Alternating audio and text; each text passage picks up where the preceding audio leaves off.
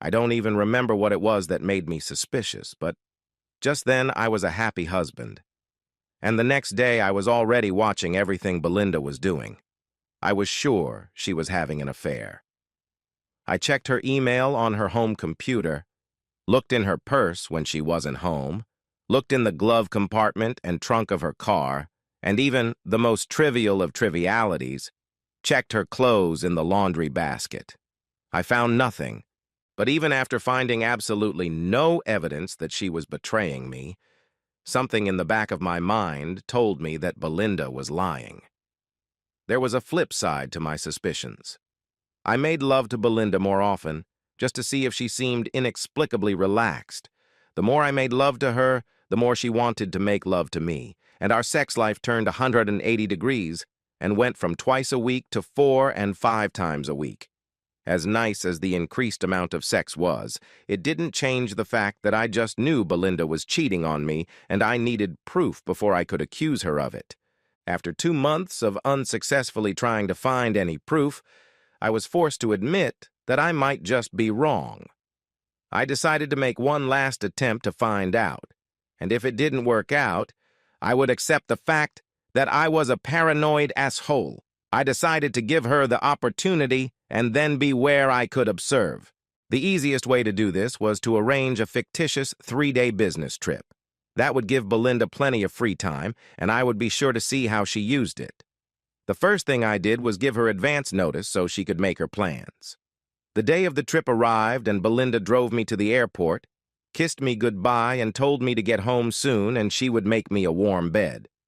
As soon as she was out of sight, I took the free bus to the car rental agency and rented a small compact car. Our neighborhood was full of compact vans, and another car parked on the street would have gone unnoticed.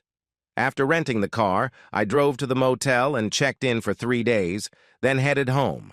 I hoped to be there to follow Belinda, but when I got home, Belinda's car was gone.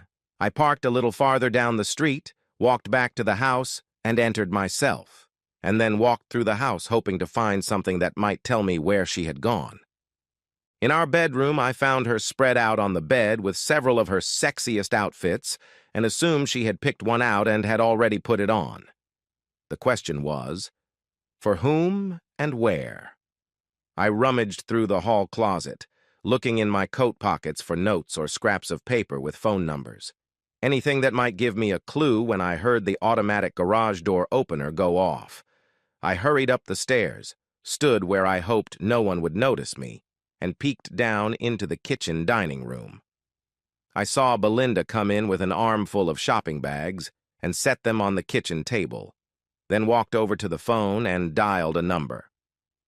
"Hi, darling, I'm home." "Yes, he's fine. I dropped him off at the airport 3 hours ago, and before I went shopping, I called the airline to make sure his flight left on time." "Are you in? What's in it for me?" "Promise?" "Okay. But you better follow through." "I love you too, baby. Hurry up. That's it." I got what I needed. Confirmation from her own lips, and all I had to do was go downstairs and get it over with. I took 2 steps forward when I suddenly stopped. I knew she was an unfaithful whore, but I didn't know with whom. Not that it mattered, but I was curious, so I decided to wait and see who showed up. I heard the tss, tss, tss, tss of high heels on the wood floor approaching the stairs and hurried back down the hallway to the bedroom, intending to hide in the closet. At the last second, I remembered the clothes on the bed. Belinda must have cleaned them up before getting into bed with her lover, so the closet was the last place I needed to be. I slipped into the spare bedroom and left the door ajar. From there, I could see the master bedroom, and I made myself comfortable so I could wait and see who Belinda's guest would be. I watched as Belinda entered the room, carrying a shopping bag. She was wearing her highest heels, her shortest skirt, and a blouse that was almost see-through. I watched as she put her clothes away and then threw back the covers off the bed. She went to the bathroom, came back with a trash can and set it next to the bed, then dumped the contents of the bag on the bedside table. I had to strain to see the items, but it turned out to be a box of condoms. I had more than enough evidence now, but I still wanted to see who the asshole was that was giving me horns. I'll wait, and then I'll come out, just to see. Satisfied with her preparations, Belinda headed back to the kitchen.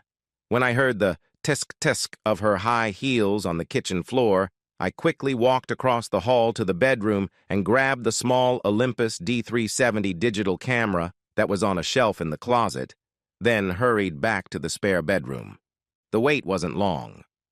About 10 minutes passed, and I heard a car door slam in front of the house, and a minute later the front door opened and I heard a familiar voice. Damn, I thought, he picked a bad time to visit. His presence here would ruin everything, and then I heard it. Damn, baby, you look good enough to eat you. I was stunned. This couldn't be happening. It just couldn't be.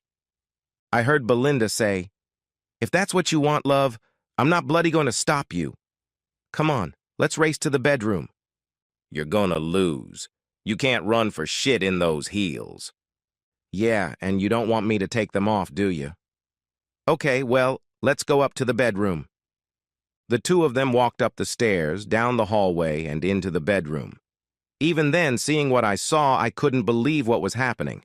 I watched as he undressed Belinda, and then as she undressed him. The sight was another stab of the knife. The knowledge that my wife was a slut drove it into my heart. For a little over an hour, I watched as rubber band after rubber band was tossed into the wastebasket next to the bed. There were tears in my eyes as I got my digital camera ready and walked down the hallway to the room that used to be my bedroom. I pointed the camera at the couple lying on the bed and then said, Belinda. And when she raised her head and looked directly at me in the lens, I pressed the shutter button. I took 5 more shots and saw the look of horror on my dad's face when I said, Mom is definitely going to love this. I turned and walked out of the room and headed for the front door when Belinda shouted, Robbie, wait! Please, Robbie, wait! Don't go! I heard her running down the hall as I walked out the front door and it closed behind me.